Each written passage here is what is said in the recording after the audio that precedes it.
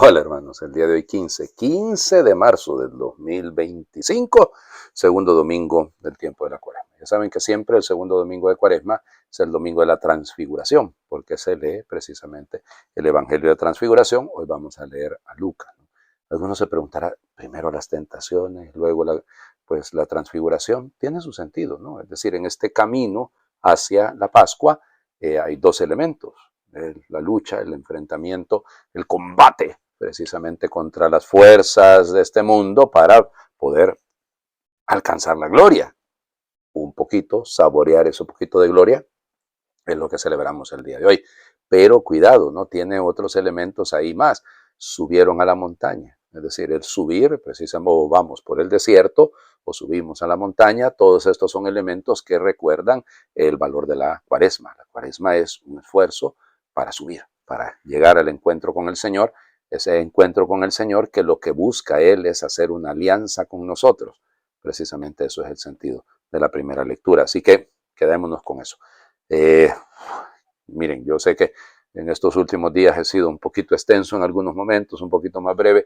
Disculpen que no, alguno me lo dice, padre, pero es que con usted es un poco difícil, porque normalmente cuando se hacen estas cosas son 10 minutos, 15 minutos, todo el mundo sabe cuánto va a ser.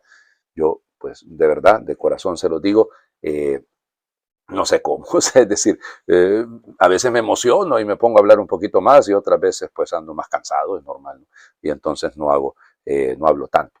Así que mil disculpas, espero, hoy estoy cansado. Así que voy a hablar poco. Espero, eso digo siempre y luego hago muchísimo más que eso. Entonces, vamos, leemos el libro del Génesis, fíjense ustedes, capítulo 15, versículos del 5 al 12 y nos saltamos del 17 al 18. En aquellos días Dios sacó a Abraham de su casa y le dijo, mira el cielo y cuenta las estrellas si puedes. Luego añadió, así será tu descendencia. Abraham creyó lo que el Señor le decía y por esa fe el Señor lo tuvo por justo. Entonces le dijo, yo soy el Señor, el que te sacó de Ur, ciudad de los caldeos, para entregarte en posesión esta tierra. Abraham replicó, Señor Dios, ¿cómo sabré que voy a poseerla? Dios le dijo, tráeme una ternera, una cabra y un carnero, todos de 3 años, una tórtola y un pichón. Tomó Abraham aquellos animales, los partió por la mitad y puso las mitades una enfrente de la otra, pero no partió las aves. Pronto comenzaron los buitres a descender sobre los cadáveres y Abraham los ahuyentaba. Entonces, ya para ponerse el sol, Abraham cayó en un profundo letargo y un terror intenso y misterioso se apoderó de él. Cuando se puso el sol, hubo densa oscuridad y sucedió que un brasero humeante y una antorcha encendida pasaron por entre aquellos animales partidos. De esta manera hizo el Señor aquel día una alianza con Abraham, diciendo, a tus descendientes doy esta tierra desde el río de Egipto hasta el gran río Éufrates. Palabra de Dios, te alabamos, Señor. Interesante, ¿no? Si lo piensan un poquitito, esto lo que tiene es el carácter de la alianza. Todavía es Abraham, todavía no es Abraham, o sea, todavía Dios no le ha cambiado el nombre. Y es esta alianza, era la manera, es una manera. En la antigüedad, usted partía un animal y entonces cruzaban los contrayentes de aquella alianza y entonces se comprometían, ¿no? Y entonces decían, si yo no te cumplo lo que me has pedido, pues entonces que me partan como estos animales. Solo que Abraham no pasó, ¿no? Él no pasó, pasa Dios, con una antorcha encendida, ¿no? Ahora dirán ustedes, padre, ¿y qué tiene que ver eso con la transfiguración? Y es un poco interesante. Miren, hay 2 elementos que se van a repetir en la transfiguración, que se durmieron. O sea, Abraham entró en un gran letargo, dice ahí, en un profundo letargo. Estaba el hombre bien dormido. Así le va a pasar a Pedro, a Santiago y a Juan en el Evangelio. Y entonces uno dice, habrá una relación. Recuerden que el sueño es el espacio donde Dios habla. Sí, sí, piensen en los Josés, tanto San José, el esposo de la Virgen Santísima, como José, el hijo de Jacob. Es en el sueño donde precisamente Dios habla. Entonces, entrar en el sueño es entrar en la dimensión de Dios, en el proyecto de Dios, en el deseo de Dios. Hay que escuchar la voz de Dios. Abraham le creyó a la voz de Dios. a lo que Dios le decía. Así como mira, si puedes contar las estrellas del cielo, así será tu descendencia. Le creyó a la voz de Dios. Bueno, eso es lo que debe pasar en el Evangelio.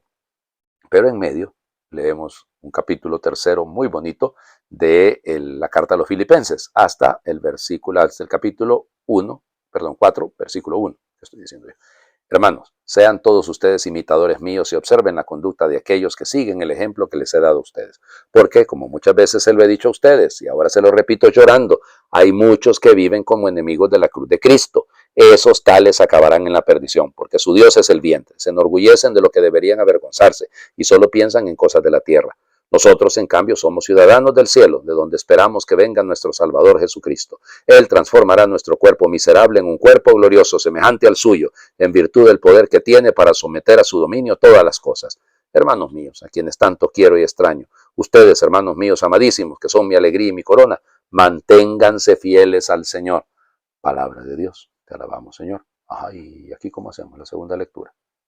El cuerpo glorioso, la imagen de la transfiguración.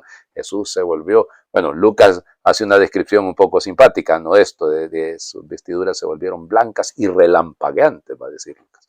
Bueno, entonces esto, ¿no? Ese cuerpo glorioso, que el preludio de ese cuerpo glorioso es precisamente el acontecimiento de la transfiguración.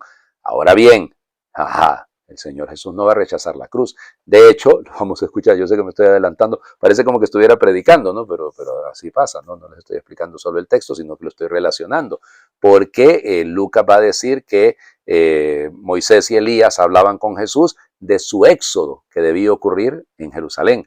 O sea, la imagen del éxodo, la imagen de la salida, la imagen de la muerte. Y entonces, precisamente, hay algunos que viven como enemigos de la cruz porque rechazan el proyecto de Dios, porque su Dios es el vientre. Aquí el vientre, en el sentido de la carta a los Filipenses, muy bien puede significar todos los placeres. Piensen del vientre para abajo, perdón que se lo diga así tan gráficamente, pero es todo lo que tiene que ver con la carne en general. O sea, son enemigos de sus placeres, de la búsqueda del placer. Y el placer tiene un valor, cuidado, cuando es con reglas morales.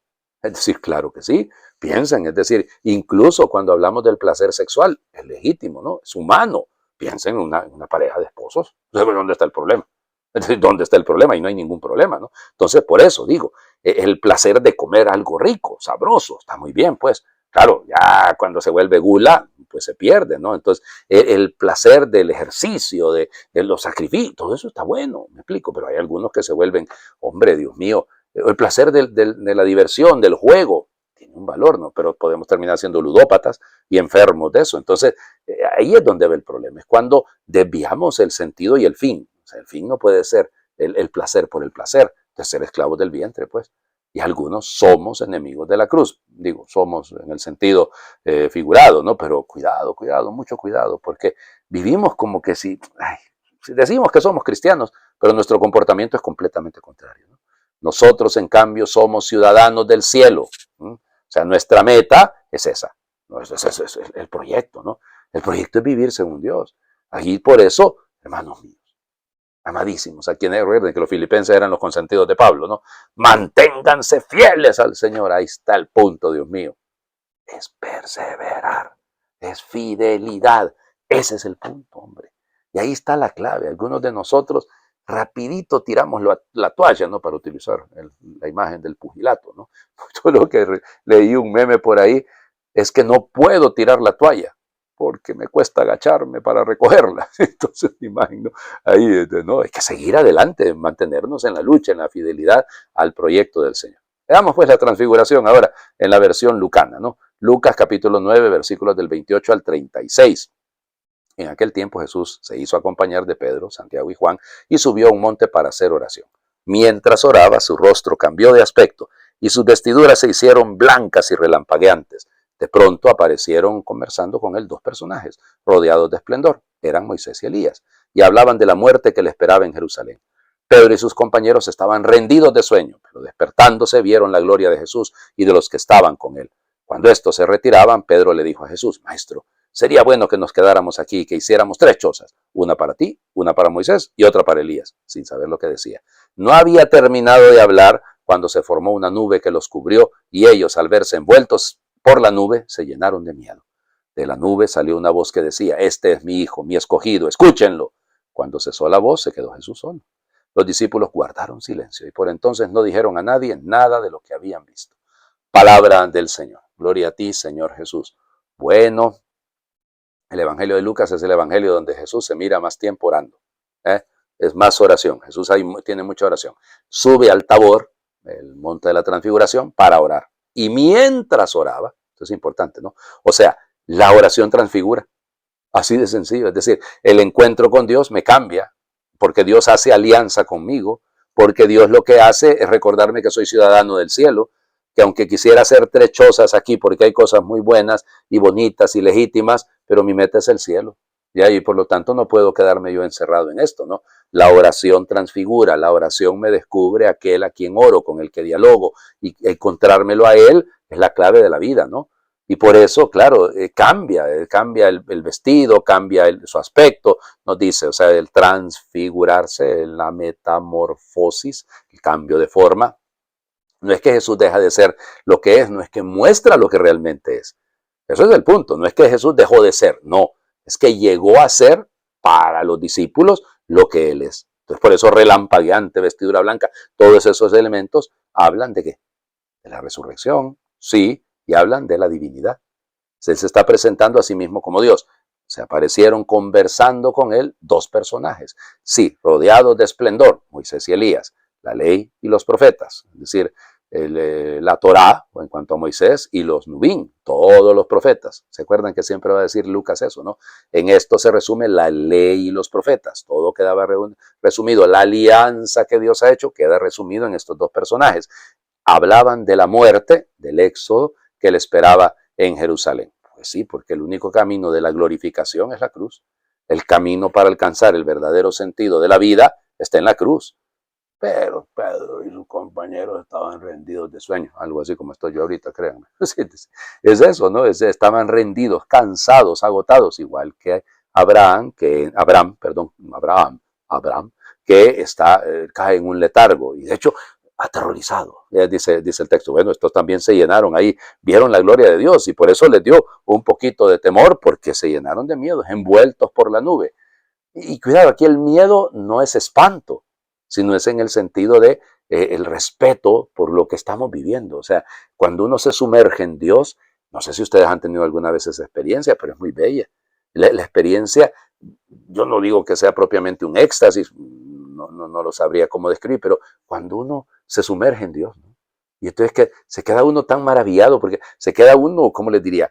Que no hay manera de describirlo, ¿no? Por eso decía Santa Teresa que hay tres gracias que Dios concede a los hombres: visitarlos, que se den cuenta que son visitados y que puedan transmitirlo. Sí, no es tan fácil hablar de estas cosas, ¿no? Y entonces, hagan de cuenta, cuando uno vive esta experiencia sumergido en Dios, y no hay cómo describirlo, ¿no? Y siente uno, se siente abrumado, pero no aplastado. O sea, ese es el punto, ¿no? Porque está usted dentro de la nube, es decir, está usted dentro del paso del Mar Rojo, está dentro del paso de la liberación, usted está ahí protegido, envuelto en la misericordia de Dios. Y se siente, se experimenta.